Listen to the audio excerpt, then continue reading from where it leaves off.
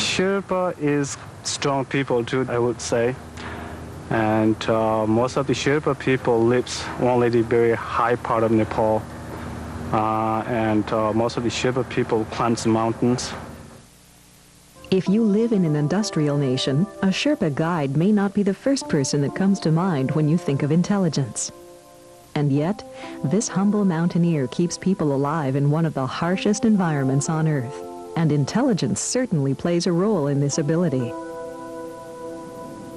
But for many people, the image of intelligence brings to mind an individual with great analytical skills.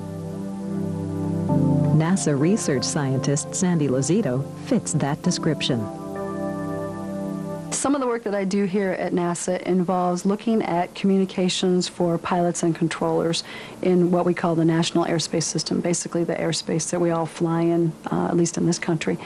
Currently, those communications are primarily handled, for example, when a controller gives a flight crew an instruction to turn or climb, are primarily handled through the voice channel, through VHF type communications. The FAA and some other users like the airlines are interested now in trying to move to new technology because there's a basic frequency congestion problem in the voice communications. So my job in that is to try to look at the feasibility of the technology, but more specifically to look at what kind of new problems may be introduced if you move to that technology. So what do we mean when we say a person is smart or intelligent? Psychologists have studied this question for more than a century. Yet there are many different opinions on what constitutes intelligence and what is the most effective way to measure it. French psychologist Alfred Binet was one of the first to take on the challenge.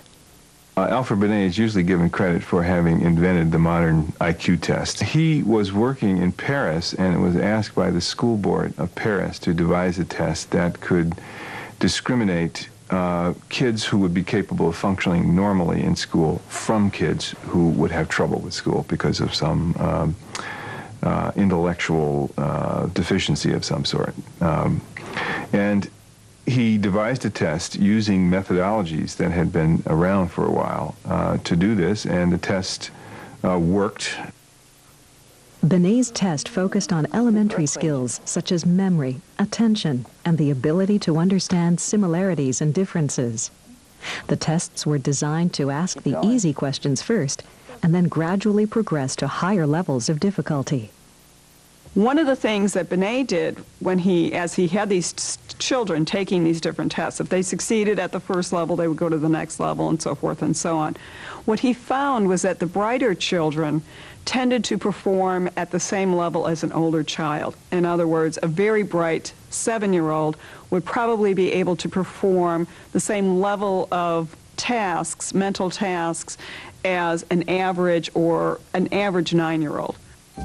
Binet's observations led him to the idea of assigning a mental age to each child, a number that would reflect the cognitive level at which the child was operating. Based on this evaluation, children who needed special help would be placed in classes to give them the assistance they needed. At least, that was Binet's original intention. But that focus changed with the next major incarnation of intelligence tests. Developed by Stanford University psychologist Louis Terman in 1916, the Stanford-Binet test expanded the field of intelligence measurement. It wasn't just to identify kids who might, through some retardation, have difficulty with school performance, but was to be administered to the general population and make discriminations among normal levels of intelligence, high to low. And then the test, of course, took on a very different cast and meaning in society than it had in the hands of Binet and the Paris School Board. Louis Terman believed that intelligence was an inborn fixed characteristic. He therefore designed a test that would express the level of intelligence in terms of a single number called the intelligence quotient, or IQ. The number was derived by dividing an individual's mental age by his chronological age, and then multiplying the result by 100. The new IQ test gained widespread acceptance and was used to address some critical needs. The advantages of intelligence tests are that they provide a single summary score for each individual, which allows placement of children into appropriate classrooms, intelligence tests show a correlation with educational attainment, occupational status, many, many things. But it had its drawbacks. There was a need to sort of triage personnel as they came into the Army as to those who would be most effective as officers and those who would be most benefit from training that would lead to leadership roles in the military, and those who wouldn't. And so the IQ test got sold to the United States government and the Army as an instrument that would meet that need. Another need laying around was in immigration and in the teens after World War I and in the 1920s. And this is where it had some of its more nefarious role in American history, was to be used as a way of screening certain immigrant populations from access to the United States. And as was the pattern of results in those days, Southern Europeans, Jews, Eastern Europeans did not score as well on those tests as did Northern Europeans, British and the like.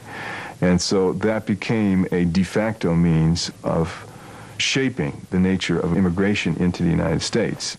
Intelligence tests were used indiscriminately to test virtually all ages and types of people entering the country, with no adjustment made for their cultural background. To make matters worse, the Stanford-Binet test popularized the notion that people are born with a certain level of intelligence, one that rarely changes.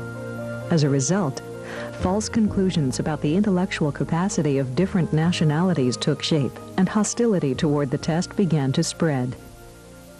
Disadvantages of intelligence tests refer to the fact that they may not get at real-life intelligence in a practical sense. There have been some alternative theories proposed for that. The other difficulty that some people have with intelligence tests is that it may not give us information about every aspect of a person. Sometimes people do very well in an intelligence test, and yet in particular problem-solving situations, they may not do as well. It wasn't until the 1950s when a psychologist named David Wexler developed a new test that things began to change. Wexler recognized that the old cookie-cutter approach to intelligence testing simply wouldn't work. The alternative he came up with came to be known as the Wexler Adult Intelligence Scale, or WAIS. It involved both verbal tests, which is what we more commonly think of as IQ or intelligence tests, like vocabulary and so forth, verbal reasoning. But he also had what he termed the performance tests, which were more mental imagery and that kind of thing, nonverbal intelligence, spatial relations, that sort of thing. His test did give a global IQ score, but you can see the breakdown so that you can identify specific strengths or weaknesses in an individual score. Ironically enough, and maybe Wexler developed it this way, by developing his test, he really went back to the original notion that Binet had set forth with the first intelligence test. That is, to identify the strengths and the weaknesses in an individual profile of the person taking the test.